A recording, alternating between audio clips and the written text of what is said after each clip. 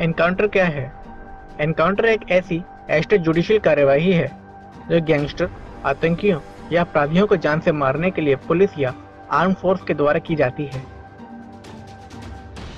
भारत में एनकाउंटर या encounter specialist शब्द 90 के दशक में काफी सुनने में आया था, क्योंकि यह वह समय था जब भारत के मुंबई, चेन्नई, कोलकाता जैसे महानगरों में आपराधिक गतिविधियां बढ़ने लगी थीं और इन पर लगाम लगाने के लिए इन अपराधियों का खात्मा करना जरूरी हो गया था। उस समय मुंबई में सबसे ज्यादा पुलिस और अपराधियों के बीच मुठभेड़ हुई थी और कई अपराधियों का खात्मा किया गया था ताकि देश में सुरक्षा व शांति बनी रहे। भारत में एनकाउंटर स्पेशलिस्ट की लिस्ट वैसे तो बहुत ही लंबी है, लेकिन हम आपको केवल टॉप 5 एनकाउंटर स्पेशलिस्ट के बारे में ही बताएंगे जो हमेशा ही मीडिया या समाचारों की सुर्खियों में रहे हैं।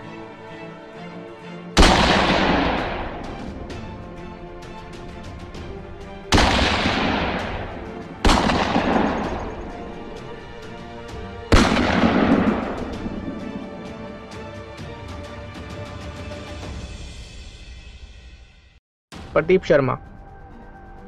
मुंबई पुलिस में शामिल प्रदीप शर्मा सबसे ज्यादा एनकाउंटर करने वाले पुलिस ऑफिसर हैं।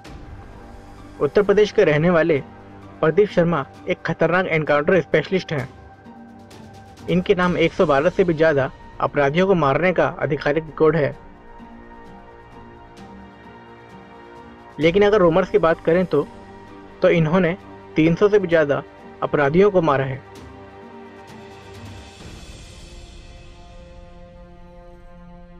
अंडरवर्ल्ड के कई बड़े गैंगस्टर को इन्होंने ठिकाने पहुंचाया है। इन पर छोटा राजन के गुर्गे गैंगस्टर लखन भैया का फर्जी एनकाउंटर करने का भी आरोप लगा था। बाद में जुलाई सन 2013 में प्रदीप शर्मा को आरोप मुक्त कर दिया गया। इन पर कई और आरोप भी लगाए गए थे, जिन्हें बाद में इन्हें उन सभी से क्लीन चिट मिल गई थी। विजय सालस्कर मुंबई पुलिस में शामिल एक निर्भय और बहादुर एनकाउंटर स्पेशलिस्ट के तौर पर जाने जाते हैं। इन्होंने 83 से भी ज्यादा गैंगस्टर को ऊपर पहुंचाया है।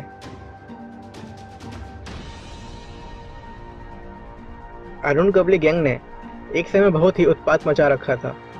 विजय सालस्कर ने ही इस गैंग का सफाया किया था। भारत में हुआ अब तक का सबसे बड़ा आतंकी हमला 26/11 मुंबई हमला था। कई आतंकी मुंबई में बेखौफ गोलियां बरसाते हुए घूम रहे थे। ऐसे में विजय सालस्कर ने ही बहुत बहादुरी से इन आतंकियों से एनकाउंटर किया था। इस खतरनाक आतंकी एनकाउंटर में विजय सालस्कर को कई गोलियां लगी थीं, लेकिन जवाबी कार्यवाही में एक आतंकी को मार दिया गया और एक को जिंदा पकड़ लिया गया था, जिसका नाम था अजमल आमिर कसाब।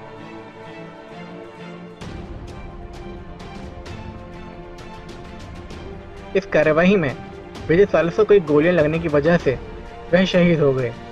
सन 2009 में इन्हें अशोक चक्र प्रदान किया गया। अजित ओगरे हाल ही के सालों में देश में एनकाउंटर स्पेशलिस्ट की लिस्ट में जगह बनाने वालों में हैं अजित ओगरे।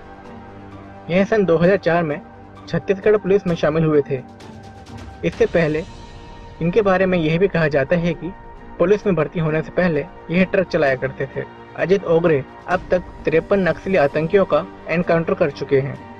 इनके नाम से नक्सली आतंकी इतना खौफ खाते हैं कि अजित इनकी टॉप 5 हिट लिस्ट में चल रहे हैं।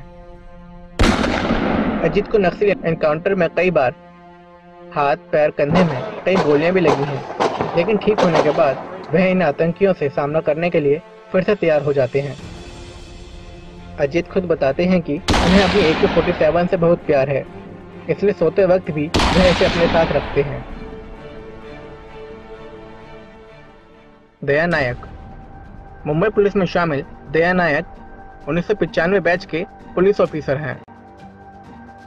जब 90 के दशक में मुंबई में अंडरवर्ल्ड की आपराधिक गतिविधियां लगातार बढ़ती जा रही थीं, ऐसे में दया नायक ने अंडरवर्ल्ड के कई गैंगस्टर का खात्मा किया था।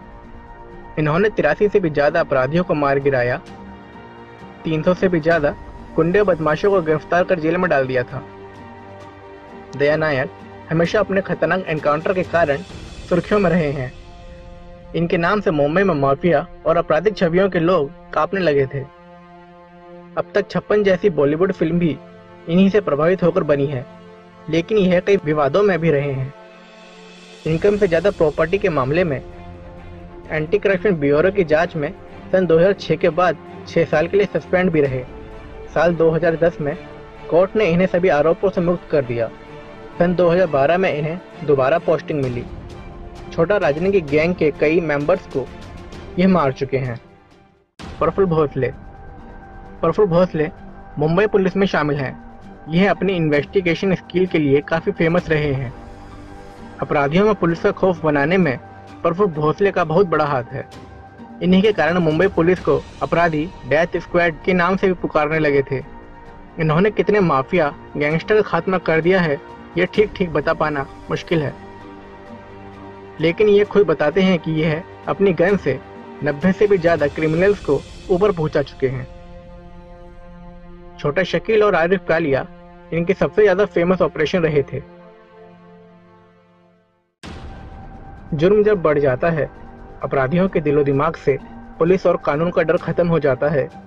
अपराधी जब शहरों में बेखौफ होकर घूमने लगते हैं, तब कानून व्यवस्था बनाए रखने के लिए और शांति व सुरक्षा कायम रखने के लिए इन अपराधियों का एनकाउंटर करना ही पड़ता है। ऐसे में हमारे सामने आते हैं ऐसे बहादुर एनकाउंटर स्पेशलिस्ट।